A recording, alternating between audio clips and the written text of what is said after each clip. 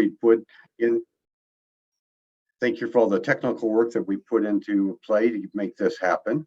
And you see that we're recording. That's good. Steve, thank you for your great choice of music. That's just perfect for this morning. So, and good morning to everybody. It's a pleasure to see all of you. Heather, thank you for your greeting this morning too.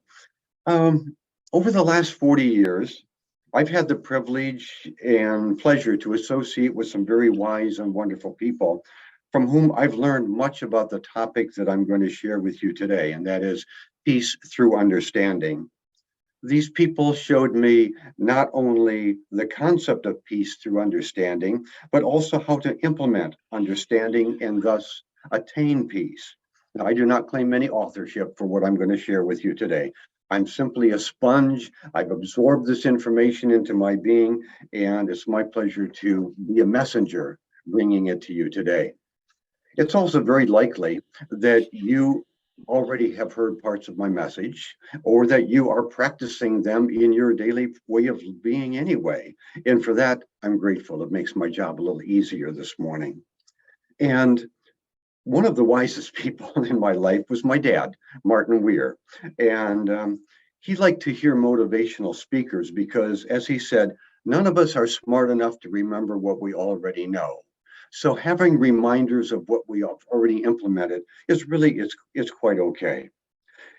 But even more so, when we are in the heat of strife and emotional difficulties, negativity, it's often difficult for us to remember the necessary wisdom that will enable us to rise above that strife and thus reattain that energy of peace within our being. In fact, this whole idea of working and reworking and striving and continuing to strive for peace is consistent with the beautifully profound statement that Alan McEwen sent to me on Thursday. And this is your fellowship theme for this month, for the month of March. That theme has to do with love. It's from Ursula K. Le Guin. She said, "Love doesn't just sit there like a stone. It has to be made like bread, remade all the time, made new." So the practice of attaining peace through understanding applies to that message, and it applies to what we're experiencing today. I think especially between individuals who love each other, because when we love another person and we see something in their behavior that bothers us, then we can easily become agitated and not at peace within our loving hearts. And what do we do then? Well, today I'm going to offer a suggestion that works. And at this point, I'm going to share my screen. So click down here and there and there. Oops. And one more click. Things are in my way. Hold on. There we go. All right. I believe that my screen is up. Is that correct? I don't see any thumbs up, but okay, hopefully that works. Yes, okay, thanks, Heather. I appreciate that. Today's presentation is actually the first of what could be a four-part series about how to attain peace through love and peace in our lives. The first part is peace through understanding, but there's also ways to attain peace through truth, peace through forgiveness, peace through accepting and allowing. And maybe we'll share some of those at another time. For right now, I want to focus on the 8 Unitarian Universalist principles, which somebody mentioned. You didn't have the slide before. I've got it for you. And I put this up because, well, I did not build my presentation around these principles, but when I looked at the principles, I said, oh my gosh, every one of them, and 2 in particular, really support what I want to say today. So the words that are in yellow, I think really relate to what I want to say about the inherent worth and dignity of every person, about compassion and human relations, about acceptance of one another, the responsible search for truth. That's really profound for what I want to say today. And also the use of a democratic process, peace, liberty, and justice for all, respect for the independent web of life, of all existence on which we are a part, and the individual and communal action that creates the full inclusion. That's also very relevant for today.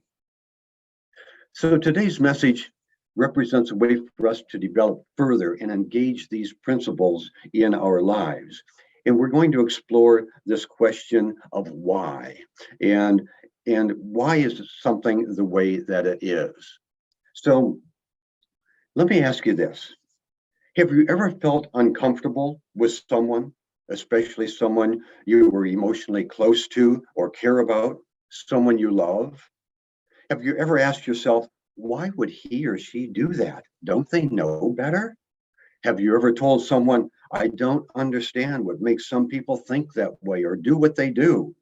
Or have you ever told someone, I don't understand you? Have you ever exclaimed, either aloud or silently, that person or people like that really make me mad? Or, but then maybe we mellow down a little bit. And have you ever thought, I'm simply not at peace at this time? Have you ever said, I wish I could understand, or I want to understand, or please help me understand? Or to borrow a concept from the Course in Miracles, have we ever thought, I could see peace instead of this, whatever this is? I'm going to suggest that yes, we probably have. And I have. We are human after all. We have our emotions. We care. We care enough to get angry. We love. We love enough to want to fix what we think is broken or what doesn't feel right in our world or in our relationships. We're normal human beings. So I ask you, how do we go about fixing what's broken or what doesn't feel right, especially within ourselves? One technique is to ask the related questions that begin with the word why, and keep asking why until we get to the root cause of the problem. This technique applies to things as well as to personal relationships. So let's start with a broken machine because that might be easier to visualize. Okay, imagine that you are standing a few feet away from an assembly line and you observe that the conveyor belt isn't moving. This is a problem.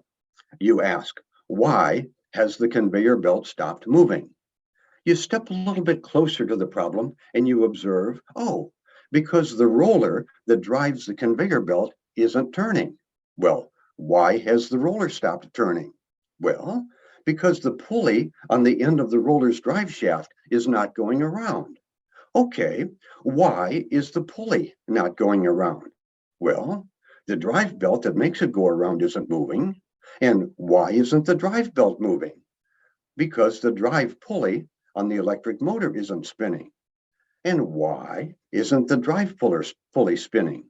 You look a little closer and you say, oh, because the shear pin on the electric motor's drive spline has sheared. It's done its job. It's broken in so that we save damage to the whole conveyor belt. So we replace the shear pin, which is not visible underneath the motionless drive pulley. And everything, including the conveyor belt, begins to move again. We watch it for a few minutes just to make sure, and yes, it's working. Problem is solved. Now, this sample seems kind of simplistic, but it does illustrate that the symptom we see on the surface is usually not the root cause of the problem. And we could waste a lot of time and energy by disassembling the conveyor belt, but that would be fruitless. It's better to ask why and trace the path to the source of the problem. It's better always to go to the source. Okay, asking some questions. Oops, excuse me, I have to go back. I have to stay on the slide, excuse me. I got a little bit ahead of myself. So asking the questions that begin with the word why can also be used to find the root cause of problems within ourselves and within our personal relationships. But the solutions are even harder to see than a hidden shear pin. They tend to be emotional, and we can't see our emotions. We only see the symptoms, the results of those emotions. The symptoms are conditions such as anger, frustration, vile words, maybe even violence. Or maybe we turn our backs on the problem while seething and hoping the problem will just go away all by itself, which of course it won't. So here's an example. And this deals with human personal relationships now. A wife comes home late on a Friday afternoon. She's tired from a week at her office job. She wants peace and tranquility. And she sees that the lawn has not been mowed, even though her husband, who had the afternoon off from his job, had promised to mow it. And that's a problem. She's angry. Now, if she's willing to move beyond her anger and slide back into that state of calmness, maybe she will ask herself, why am I upset? Well, obviously because the lawn isn't mowed. But why is it important to me that the lawn is not mowed? Because my husband promised that he would mow it today. Why is it important that he broke his promise? She says, well, because tomorrow morning, the neighborhood is having a large gathering in which our neighbors will visit each other, and I want our lawn to look nice and inviting. And why is it important for me to have a nice, inviting lawn? She says, because my husband and I just bought this house a month ago, and this is our great opportunity for us to demonstrate that we are responsible neighbors. Okay, with that thought in her mind, she sits down on the steps of the front porch where she can see the unmowed lawn, and across the street, a neighbor man is mowing his lawn, and she serenely asks herself another why question. Why is being responsible and a respectable part of the neighborhood important to me? And with that question, especially the words important to me, she becomes aware of the truism that life is 10% of what happens to me and 90% of how I respond or react to it. She begins to own her own role in her current reaction. An image from her youth flashes through her mind. She sees her mother standing in a rundown kitchen crying. She sees her father slamming the front door as he, in a state of anger, storms out of their small house that was always in a state of disrepair. And with sudden inner knowing, the wife says to herself, having a presentable yard and a nice home is important to me because my father was irresponsible. He couldn't keep a job. He didn't care for us kids, and he left mom when I was 13. She sobs and she mutters, I want more than that in my life and for my children. She starts to cry as she realizes that the root cause of her emotions is not that the lawn has not been mowed. Rather, that's a trigger that, because she traced the path of her anger, took her back to her youth and her feelings about her father, and a fear that she has also married a man who is irresponsible. She shudders with discontent and uncertainty, the absence of peace. She thinks, we've only been married 6 months. Do I really know who my husband is and what he's really like? Okay, does this sound familiar in some way? Maybe the scenarios of your times of discontent are different, and maybe the root cause of your uncertainties is different. Maybe you've been married or in a relationship for years, and yet you still wonder, who is this person I'm in love with? This person who expresses love to me? Regardless of the diverse scenarios, the concept is the same. What makes us upset is often and usually not the problem. What upsets us is the symptoms we see.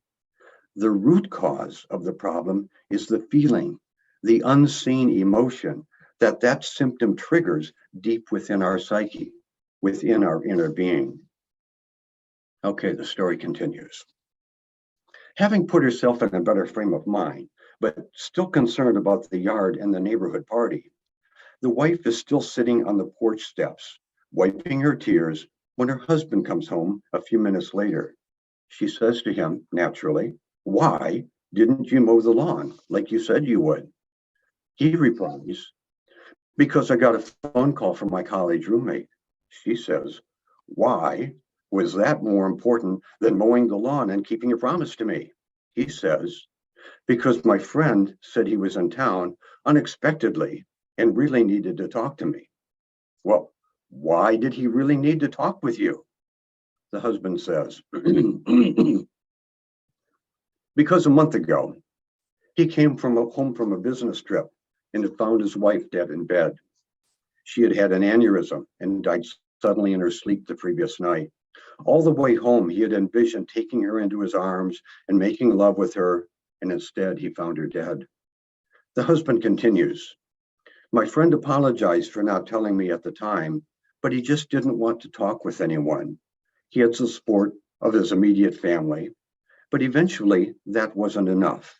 He and I had been close in college, and today, on the spur of the moment, he bought a standby airline ticket and flew into town unannounced so he could tell me in person. Oh, says the wife. The husband continues, I know I said I would mow the lawn, and I would have, but the wife puts her arms around him, and with peace in her heart, she says, I understand. Through understanding, because she asked why, she attained that state of peace. And then, in that state of peace, the husband and wife work together to move on from there. She goes into the house to shower and get into comfortable clothes. He goes to the local Chinese eatery and buys their supper. When he gets home with the food, he tells her he's not hungry. He ate with his college roommate. Now she's starved, so she eats while he mows the yard, which he finishes just prior to 9 o'clock, which is the time that their elderly next door neighbor goes to bed. They express their gratitude and appreciation for each other. She realizes that her husband is responsible and caring. She decides to reveal to him through her thought. She decides to reveal to him her thought process that she had gone through in her mind when she got home that afternoon, including her doubts about his integrity. He learns more about her, and he understands her better. They are closer emotionally to each other. Thanks to that understanding, they go to bed in a state of peace and love, which they express through tender touch and words of love. And in the morning, they awaken refreshed and energized. They work together to do all that's necessary to be ready for the neighborhood party. So I have to ask you, do you see the choices this couple made? Do you see that without searching for why, they could have gone in a different direction?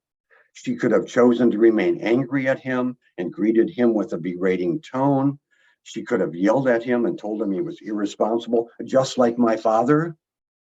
He, feeling sadness because of the news from his college roommate, could have lost control of his emotions and yelled back at her.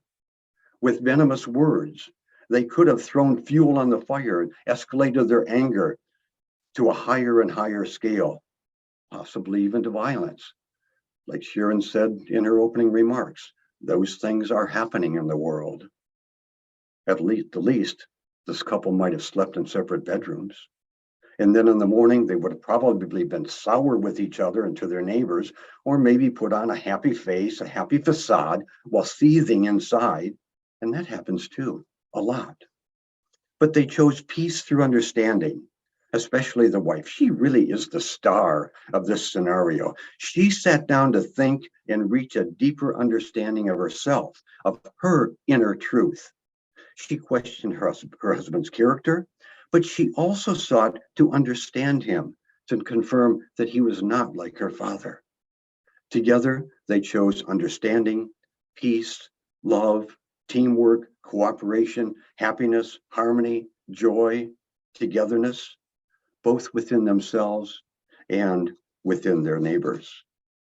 Now, with understanding, they can work together to use the question of why to explore not the problem, but also what is good about themselves and each other.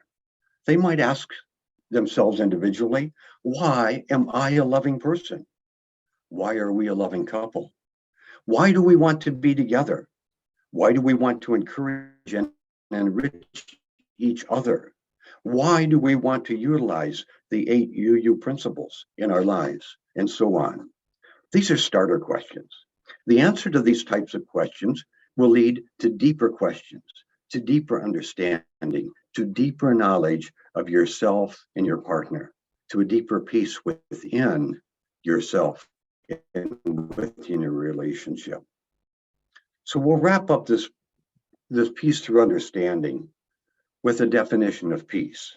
And those of you who have heard me speak of John McConnell, the founder of the original Earth Day on the spring equinox and creator of the Earth flag and other accomplishments, will recognize this.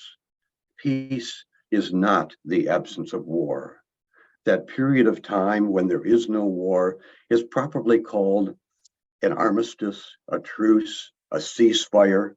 It is often time when a nation or a group of people are preparing for the next war, both mentally and emotionally and with physical weapons. True peace comes from an honest understanding of another person's point of view, an honest understanding that brings peace of mind and thus actions of peace and kindness, generosity, caring, and love. And love, dear friends, is what life is meant to be. Just a moment. For some reason, I'm not able to advance my slide. I want to go to the next image, if I can.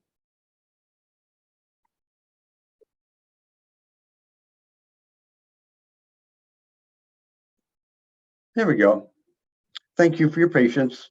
I had to explore what was going on and why my computer wasn't responding. So the Unitarian Universalism expresses that we, all of us, are part of this one universal energy.